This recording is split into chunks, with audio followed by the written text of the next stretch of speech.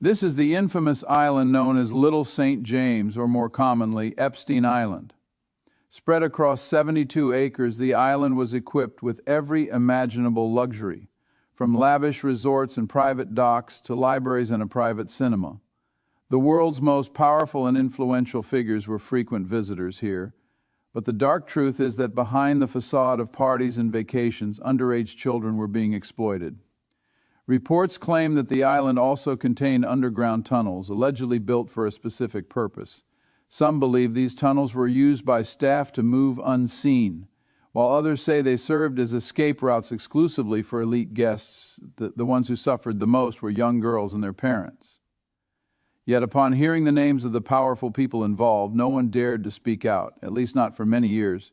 That silence finally broke in March 2005 when a brave girl named Courtney Wild filed the first police complaint against Jeffrey Epstein at the Palm Beach Police Station in Florida.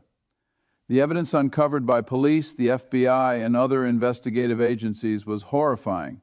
It included names of influential figures, inappropriate photographs, and flight logs to Epstein Island. These documents later became known as the Epstein Files. The big questions remain: who was Jeffrey Epstein? Where did his immense wealth come from? How did he manage to build connections with the world's most powerful people? What exactly did the FBI find beyond secret tunnels? And most importantly, was his death in a highly secure prison really a suicide or the result of a larger conspiracy? Welcome once again to Limitless MindVoice. Jeffrey Epstein's rise is almost unbelievable. A former math teacher, he quickly transformed into one of the world's most mysterious billionaires. In the 1970s, he began teaching at the Dalton School, but his real destination was Wall Street.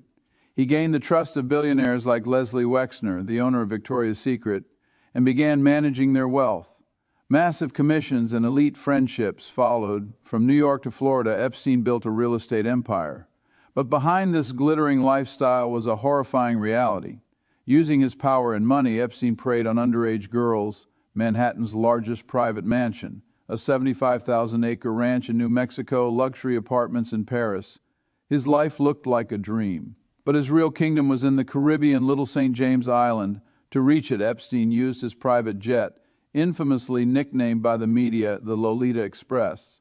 Allegations surfaced that the world's most famous names visited this island where underage girls were targeted.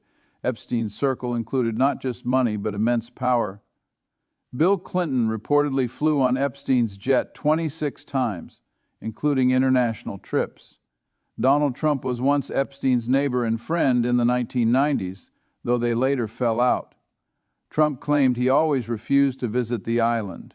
The biggest shock came to the British royal family. Prince Andrew was accused of abusing 17-year-old Virginia Giuffre at Epstein's request.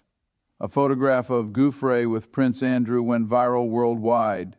The consequences were severe. Prince Andrew was stripped of royal duties, forced into a multi-million-dollar settlement, and in October 2025 even lost his royal title. From Bill Gates to Hollywood celebrities, many were part of Epstein's social circle. The FBI recovered CDs and photographs from Epstein's homes, raising suspicions that he used them for blackmail. However, no official client list has ever been fully confirmed. The scandal began publicly in 2005 with Courtney Wild's courage. Investigations revealed that Epstein had abused dozens of underage girls. What followed became one of the biggest failures of the justice system. In 2008, when Epstein should have faced life imprisonment, a secret plea deal was arranged between U.S. Attorney Alexander Acosta and Epstein's lawyers. Victims were kept in the dark. Epstein received just 18 months with VIP prison privileges, working from his office during the day and returning to jail only at night. He was released after just 13 months. This deal protected not only Epstein but also his powerful associates. Epstein eventually made a fatal mistake: arrogance. Media exposed the deal and the world reacted. Victims refused to stay silent.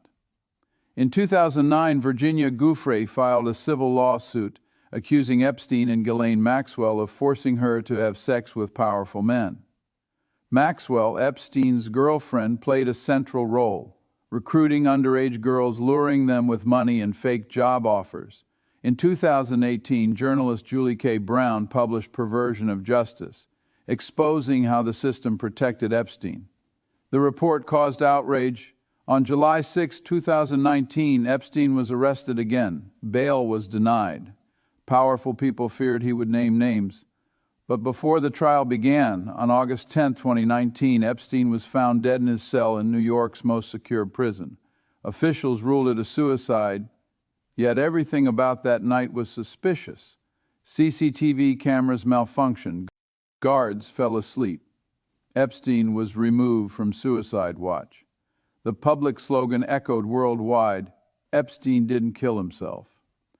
Attention then turned to Ghislaine Maxwell, daughter of British media tycoon Robert Maxwell. She was arrested on July 2, 2020 in New Hampshire. Victims' testimonies revealed she was not just an accomplice, but the mastermind recruiter. In June 2022, Maxwell was sentenced to 20 years in prison.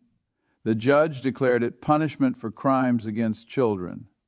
After Epstein's death, a victims' compensation fund distributed $121 million to over 150 survivors. The Epstein files reignited global politics. In January 2024, document releases began. After Donald Trump returned to office in January 2025, transparency became a major issue.